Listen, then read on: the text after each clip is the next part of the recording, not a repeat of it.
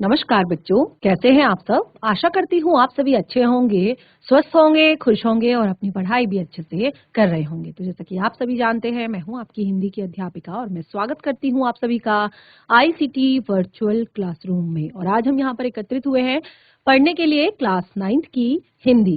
Class 9th की हिंदी में हमने अपने लास्ट सेशन में यहाँ पर जो हमारे हिंदी व्याकरण का जो टॉपिक था कारक, वो हमने लगभग यहाँ पर कंप्लीट कर लिया था, जिसमें हमने कर्ता कारक, करण कारक, कर्म कारक, संप्रदान कारक, अपादान कारक, अधिकरण कारक और संबंध कारक, ये सारी चीजें हमने यहाँ पर क्लियर कर ली थी और ये टॉपिक लगभग हमारा कंप्लीट हो चुका था और हमने इसको काफी अच्छे से समझा। और मैंने यहाँ पर आप लोगों को बताया कि इसी टॉपिक में यदि आप लोगों को कोई भी डाउट हो, कोई भी अगर आप लोग को ऐसा लगे कि ये आपको टॉपिक समझ नहीं आ रहा है, तो उसे नेक्स्ट सेशन में जरूर क्लियर करें। तो अगर आपको कोई डाउट है, कोई उस टॉपिक से रिलेटेड कोई चीज पूछनी है, तो जरूर आप क्लियर कर सकते हैं। आज हम यहाँ पर शुरू करने जा रहे हैं आपके हिंदी व्याकरण का ही एक नया टॉपिक, जिसका नाम है वाच्य। तो देखिए, यहाँ पर कंफ्यूज बिल्कुल नहीं होइएगा। हमने जो सबसे पहला टॉपिक पढ़ा था वो था हमारा वाक्य। उसके बाद हमने यहाँ पर पढ़ा था पद परिचय और उसके बाद हमने यहाँ पर पढ़ा था कारक और अभी हमारा यहाँ पर जो टॉपिक है वो है वाच्य। तो वाच्य क्या होते हैं, वाच्य किसे कहते हैं, वाच्य के कितने भेद होते हैं, वाच्यों को कैसे परिवर्तित किया जाता है, ये सारी चीजें हम इस टॉपिक में सीखेंगे। तो ये बहुत ही महत्वपूर्ण टॉपिक है आपके हिंदी व्याकरण का। क्लास 9th और क्लास 10th दोनों ही क्लासों के लिए ये बहुत ही ज्यादा महत्वपूर्ण है। तो अगर अभी से आप इसको अच्छे से पढ़ लेंगे, समझ लेंगे, तो क्लास 10th में भी आपको ये ज्यादा यहाँ पर मेहनत करने की जरूरत नहीं पड़ेगी। तो चलते हैं स्मार्ट बोर्ड की तरफ, शुरू करते हैं अपने आज के सेशन को। सभी बच्चे ध्यान पूर्वक पढ़ेंगे, साथ ही समझने का प्रयास भी करेंगे। तो देखिए, हमारा जो टॉपिक है वो है वाच्य। और वाच्य को समझने के लिए, वाच्यों को पढ़ने के लिए हम सबसे पहले यहाँ पर कुछ चीजें आपको बताते हैं, कुछ बातें आपके साथ शेयर करते हैं, कुछ चीजें आपके साथ शेयर करते हैं जिससे कि आपको समझ में आएगा कि ये वाच्य क्या होता है, वाच्य किसे कहते हैं। ठीक है, तो अब यहाँ पर आप सबसे पहले कुछ वाक्य पढ़ेंगे। अब देखिए, वाक्य और वाच्य में आप कंफ्यूज नहीं होंगे। वाच्य और वाक्य किसे कहते हैं ये आपको यहाँ पर अलग अलग मैं क्लियर करूंगी। तो देखिए, कुछ वाक्य सबसे पहले मैं लिखती हूँ और उसके बाद आपको वहां से हम बताएंगे कि वाच्य किसे कहते हैं। ठीक है, उसके बाद हम पढ़ेंगे वाच्य किसे कहते हैं। तो देखिए, यहाँ पर कुछ वाक्य है, जैसे माधव पुस्तक पढ़ता है।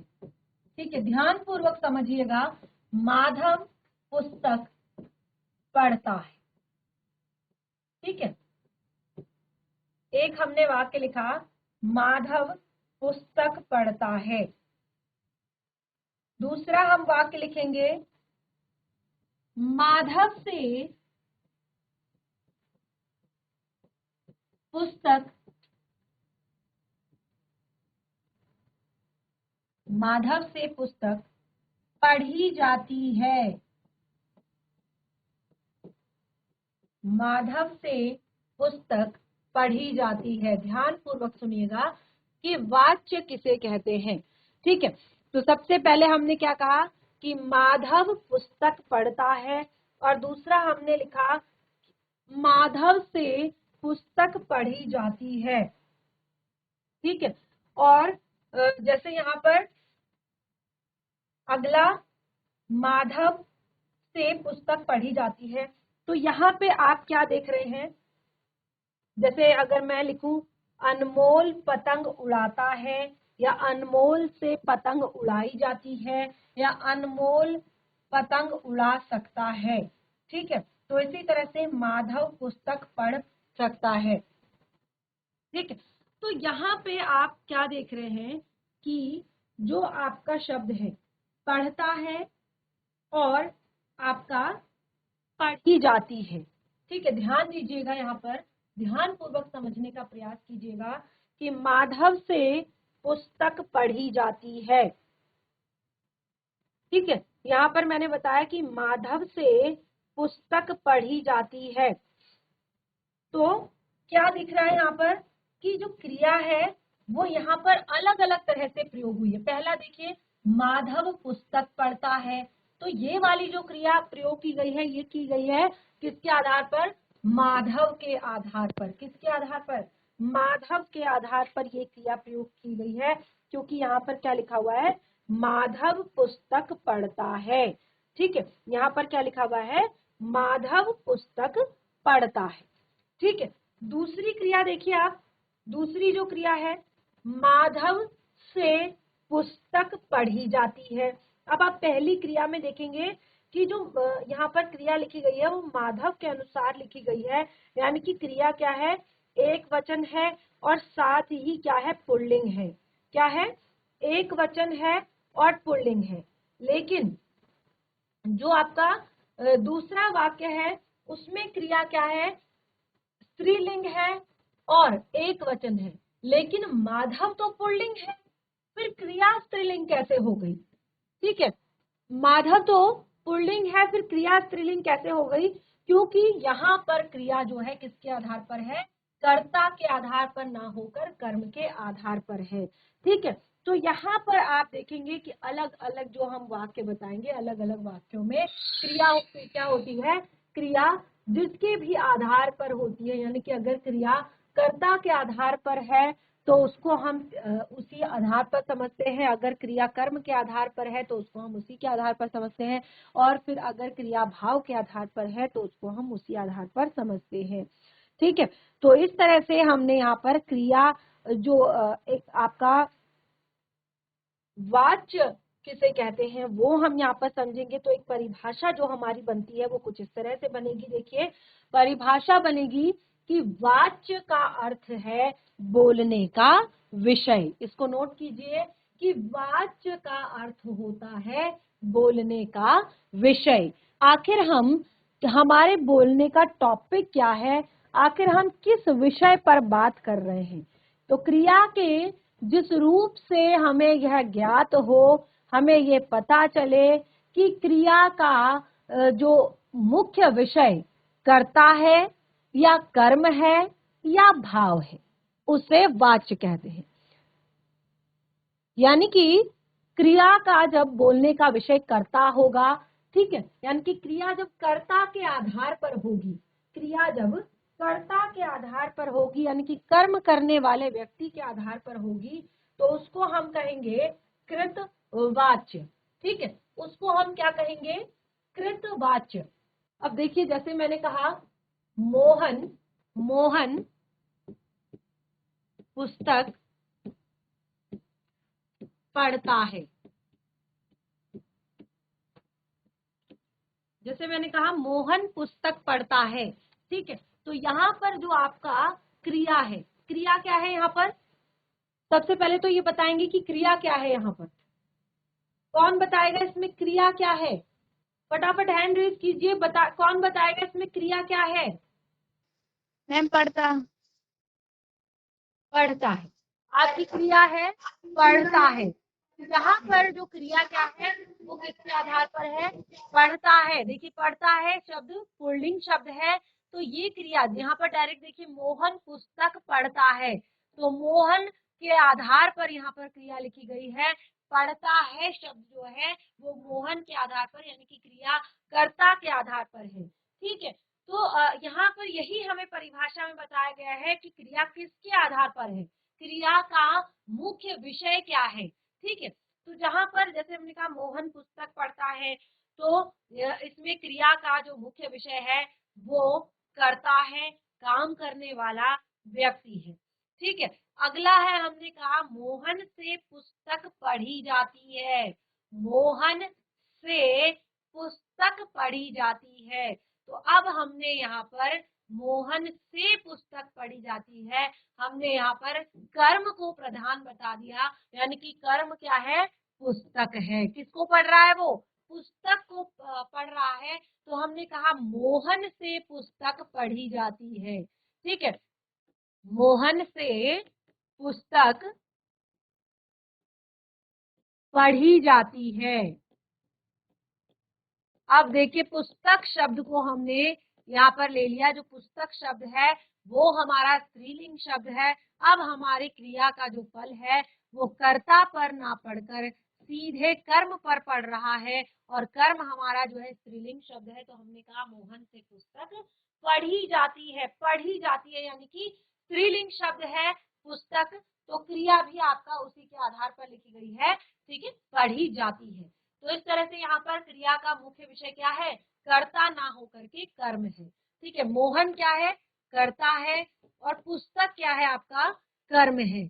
और पहले वाक्य में आपका क्रिया का मुख्य विषय कर्ता है, और दूसरी वाक्य में आपका क्रिया का मुख्य विषय कर्ता है, कर्म है। तो इसी तरह से अगला, ठीक है, मोहन से पुस्तक या मोहन पुस्तक पढ़ सकता है, ठीक है, या जैसे मैंने एक अलग एग्जांपल दिया था, अनमोल पतंग उड़ा सकता है। तो यानी कि इसमें ना तो कर्ता प्रधान होता है और ना ही कर्म प्रधान होता है, इसमें भाव की प्रधानता होती है। यानी कि जहां पर, जैसे मैं यहाँ पर लिखूंगी मोहन से पढ़ा नहीं जाता, ठीक है, अगर मैं ये लिखूंगी कि मोहन से पढ़ा नहीं जाता,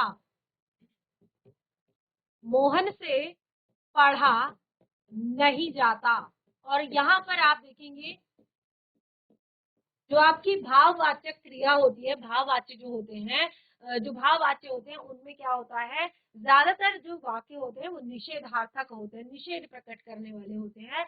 कि जैसे मुझसे पत्र नहीं लिखा जाता, मुझसे चला नहीं जाता, उससे खाया नहीं जाता, ठीक है। तो ये सारे क्या होते हैं, निषेधार्थक होते हैं, ठीक है, ज्यादातर।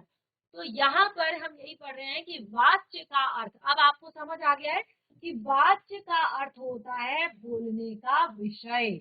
जैसे आपने देखा कि पहले में हम कर्ता के बारे में बात कर रहे हैं, दूसरे वाक्य में हम कर्म के बारे में बात कर रहे हैं, और तीसरे वाक्य में हम पढ़ा नहीं जाता यानी कि भाव है, पढ़ा नहीं जाता, चला नहीं जाता, लिखा नहीं जाता, ठीक है, भाव के बारे में बात कर रहे हैं। तो वहां पर क्या है, भाव की प्रधानता है, ठीक है। तो यहाँ पर वाच्य क्या अर्थ है, बोलने का विषय। अतः क्रिया के जिस रूप से यह पता चले कि क्रिया का मुख्य विषय कर्ता है, यानी कि जो क्रिया है लास्ट में उसका मुख्य विषय कर्ता है या कर्म है या भाव है, उसे हम वाच्य कहते हैं।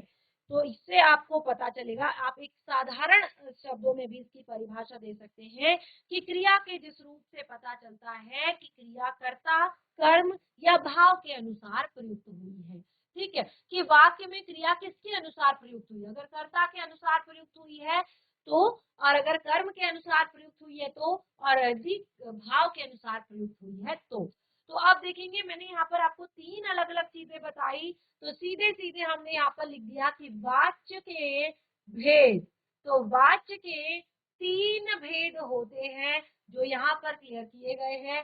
सबसे पहले है कृतवाच्य, दूसरा है आपका कर्मवाच्य, और तीसरा है आपका भाववाच्य, ठीक है। नोट करेंगे तीनों को, कृतवाच्य, कर्मवाच्य और भाववाच्य। बहुत ही महत्वपूर्ण टॉपिक है वाच्य आपका, ठीक है।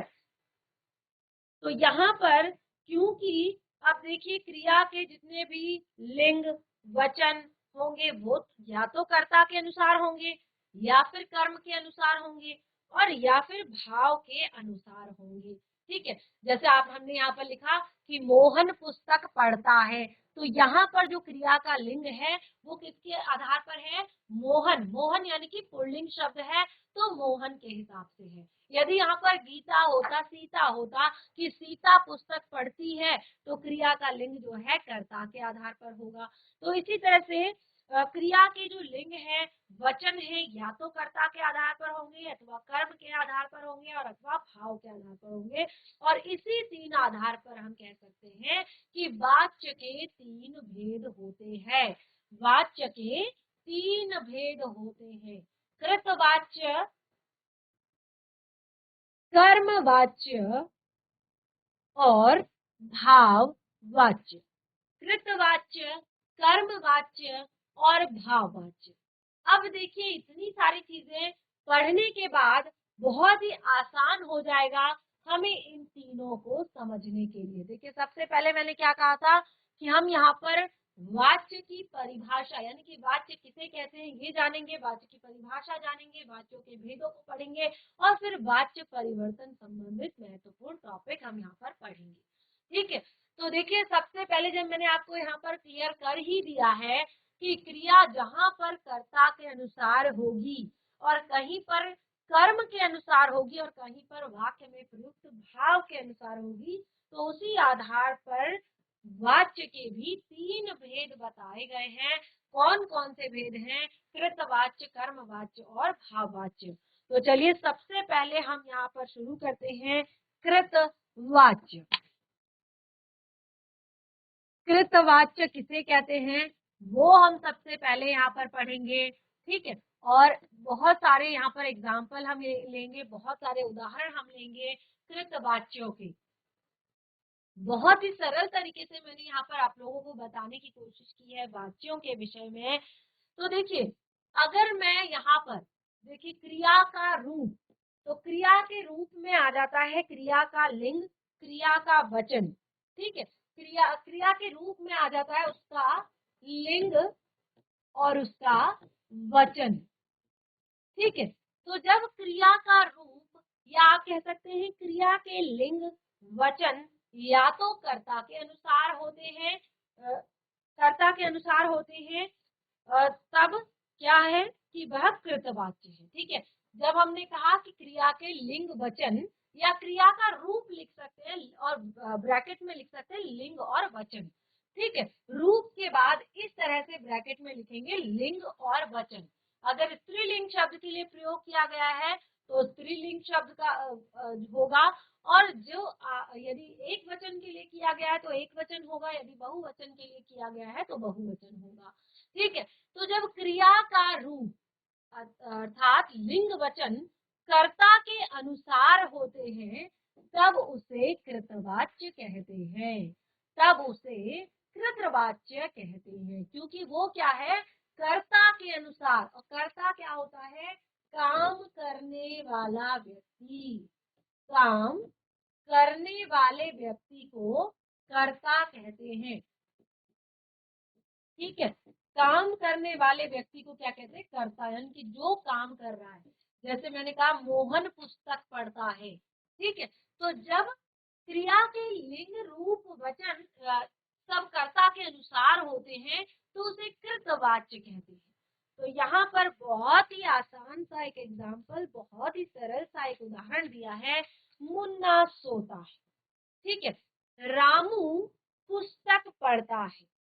अब देखिए यहाँ पर मैं अलग अलग और भी बहुत सारे एग्जाम्पल लिख देती हूँ ताकि आप लोगों को अच्छे से समझ में आ जाए। मैं रोटी खाती हूँ। ठीक है, ये आप नोट करेंगे सारे एग्जाम्पल। अध्यापिका अध्यापिका पढ़ाती है। अध्यापिका पढ़ाती है। ठीक है, तो यहाँ पर देखिए क्या कहा मैंने, उदाहरण कि जब क्रिया का रूप अर्थात लिंग और वचन कर्ता के अनुसार होता है तो उसे हम कहते हैं कृतवाच्य, और कर्ता होता है काम करने वाला व्यक्ति। तो चित्र में हमने देखा जैसे मुन्ना सोता है, छोटा सा बच्चा जो है वो सो रहा है तो हमने लिखा मुन्ना सोता है। अध्यापिका पढ़ाती है। अध्यापिका पढ़ाती है। रामू पुस्तक पढ़ता है। मैं रोटी खाती हूँ। यहाँ पर जितनी भी क्रिया है, सोता है, पढ़ाती है, पढ़ता है, खाती हूँ, सभी क्रियाएं जो हैं वो क्या है, उनके लिंग वचन क्या है, किसके अनुसार है? कर्ता के अनुसार। जैसे हमने कहा मुन्ना सोता है। ठीक है, अध्यापिका पढ़ाती है। अगर अध्यापक होता तो अध्यापक पढ़ाते हैं। ठीक है, रामू पुस्तक पढ़ता है।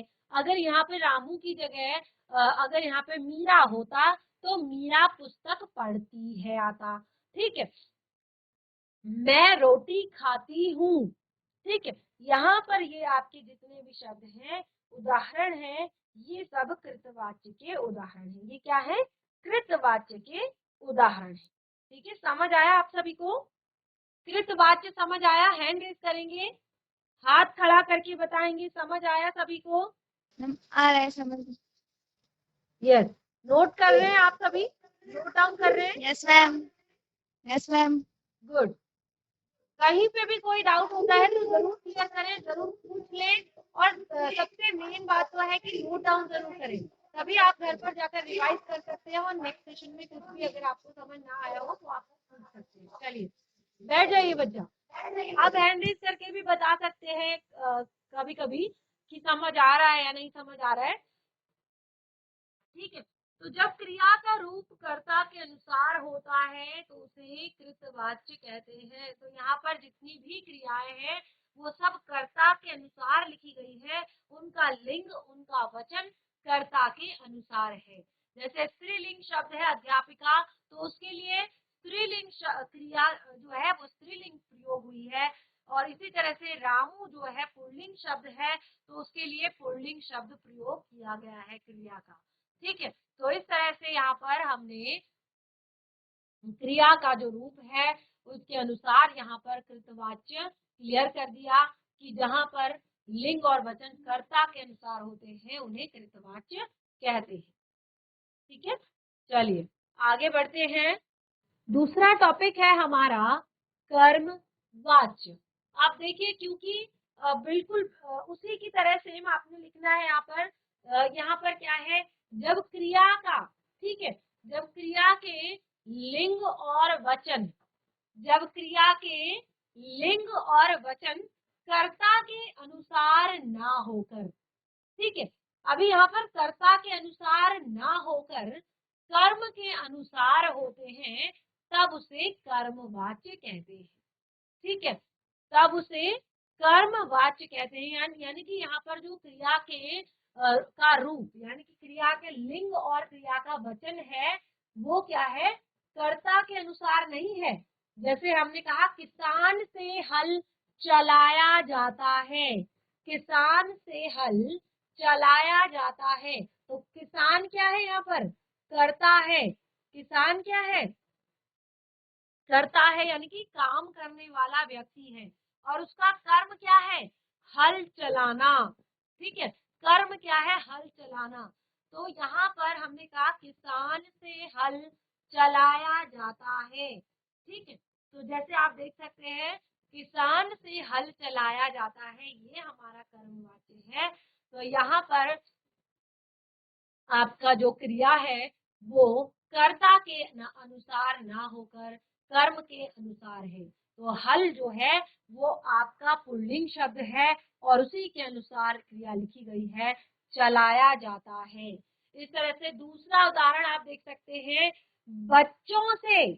अब देखिए बच्चों शब्द तो बहुवचन है, ठीक है, बच्चों से फुटबॉल खेला जाता है, बच्चों से फुटबॉल खेला जाता है। अब खेलने का काम कौन कर रहे हैं, बच्चे कर रहे हैं, तो बच्चे तो करता है, लेकिन आपका फुटबॉल जो है वो कर्म है। ठीक है, तो ये जो क्रिया लिखी गई है वो कर्ता के अनुसार ना होकर कर्म के अनुसार लिखी गई है।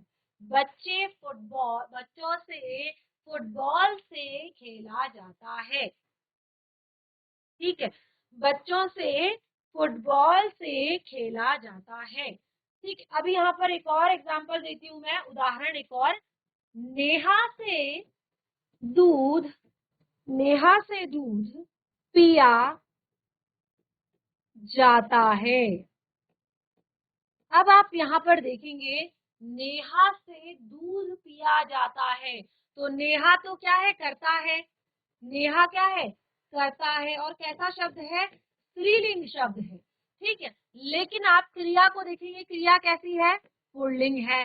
क्योंकि क्रिया किसके हिसाब से लिखी गई है, क्रिया कर्ता के अनुसार न होकर कर्म के अनुसार लिखी गई है। पिया जाता है, दूध पिया जाता है, ठीक है। यहाँ पर क्रिया जो है वो कर्ता यानी कि नेहा के अनुसार ना होकर वहां पर क्रिया कर्म के अनुसार लिखी गई है। अगर मैं डायरेक्ट इसको लिखूं, नेहा दूध पीती है, नेहा दूध पीती है, तो ये आपका क्या हो जाएगा, कृत वाक्य हो जाएगा। लेकिन हम कर्म वाक्य पढ़ रहे हैं जहां पर क्रिया का जो रूप और लिंग होता है, क्रिया का जो लिंग और वचन होता है अर्थात क्रिया का रूप होता है वो कर्ता के अनुसार ना होकर कर्म के अनुसार होता है और इसीलिए ही उसे कर्मवाच्य कहते हैं। ठीक है, तो जैसे हमने कहा किसान से हल चलाया जाता है, बच्चों से फुटबॉल खेला जाता है, नेहा से दूध पिया जाता है, रमा से पत्र लिखा जाता है। अब एक और एग्जांपल देखिए, रमा से पत्र लिखा जाता है। अब आप देखेंगे रमा से पत्र लिखा जाता है, यहाँ पर मैंने लिखा, तो देखिए रमा क्या है, स्त्रीलिंग शब्द है, लेकिन हमने लिखा लिखा जाता है। ठीक है, लिखा जाता है लिखा हमने, यानी कि ये जो हमारी क्रिया है वो कर्ता के अनुसार ना होकर ये किसके अनुसार है, कर्म के अनुसार है, यानी कि पत्र लिखा जाता है। पत्र की प्रधानता है यहाँ पर, ये जो क्रिया है इसका लिंग वचन जो है पत्र यानी कि कर्म के आधार पर है। ठीक है, रमा से पत्र लिखा जाता है। अभिषेक से पुस्तक पढ़ी जाती है। अभी अभी मैंने यहाँ पर आपको कुछ उदाहरण दिए और आप उसमें क्लियरली समझ सकते हैं, आसानी से समझ सकते हैं। कैसे, अभी आप यहाँ पर देखिए मैंने कुछ एग्जाम्पल दिए थे। माधव पुस्तक पढ़ता है और दूसरा मैंने दिया माधव से पुस्तक पढ़ी जाती है। इसमें आप इसको आसानी से समझ सकते हैं कि माधव पुस्तक पढ़ता है और माधव से पुस्तक पढ़ी जाती है। तो जहां पर जो पहला वाक्य था हमारा, ये हमारा सीधे सीधे इसका जो फल है क्रिया का, यानी कि जो क्रिया है वो सीधे सीधे कर्ता के अनुसार लिखी गई थी, माधव जो है उसके अनुसार लिखी गई थी, क्योंकि माधव पुल्लिंग है, एक वचन है, तो उसी तरह से क्रिया भी लिखी गई पढ़ता है। लेकिन यहाँ पर क्रिया दूसरा वाक्य देखेंगे आप, माधव के अनुसार ना होकर किसके अनुसार है, पुस्तक के अनुसार है, यानी कि पढ़ी जाती है। पुस्तक स्त्रीलिंग शब्द है और हमने कहा माधव से पुस्तक पढ़ी जाती है, यानी कि यहाँ पर कर्ता का महत्व जो है कम हो गया और कर्म का जो महत्व है वो बढ़ गया। तो ये कर्म वाच्य है, जहां पर कर्म की प्रधानता होती है और जो क्रिया होती है वो कर्म के अनुसार होती है, कर्म की लिंग और वचन के अनुसार क्रिया लिखी जाती है, वो आपका कर्मवाच्य। और जहां पर क्रिया कर्ता के लिंग वचन के अनुसार लिखी जाती है वो आपका कृतवाच्य। ठीक है, तो इस तरह से हमने यहाँ पर ये सारी चीजें अच्छे से समझी और ये सारी चीजें यहाँ पर आपको बताई।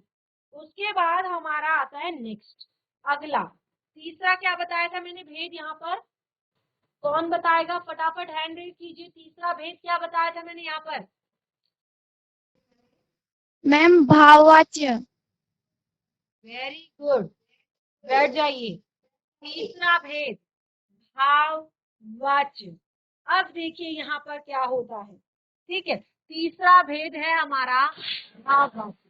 पहले में हमने बताया कि क्रिया जो है वो जब कर्ता के अनुसार होती है, यानी कि क्रिया का जो लिंग और वचन होता है वो कर्ता के अनुसार होता है, तो उसे कृतवाच्य।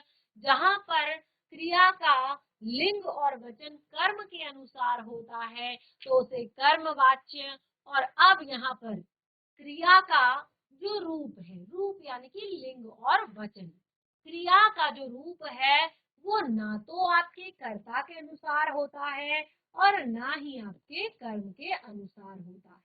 ठीक है, ना तो आपके कर्ता के अनुसार होता है और ना ही आपके कर्म के अनुसार होता है, तब वहां पर क्या होता है, भाववाच्य होता है। और भाववाच्य में कुछ चीजें आपने समझनी है। भाववाच्य को पढ़ते वक्त कुछ बातों का ध्यान आपने रखना है, वो हम यहाँ पर डिस्कस करेंगे। तो देखिए, जब क्रिया का रूप कर्ता और कर्म के अनुसार ना होकर भाव के अनुसार होता है, तब वहां पर भाववाच्य होता है। जैसे नानी से चला नहीं जाता, नानी से चला नहीं जाता। रागिनी के दादाजी से पढ़ा नहीं जाता। अब देखिए, यहाँ आप क्रिया देखिए, ना तो कर्ता के अनुसार है, ना ही कर्म के अनुसार है। यहाँ पर जैसे राम से उठा नहीं जाता, राम से उठा नहीं जाता, ठीक है, राम से उठा नहीं जाता। बच्चों से, अब देखिए एक और मैं एग्जांपल आपको बताऊंगी, बच्चों से दौड़ा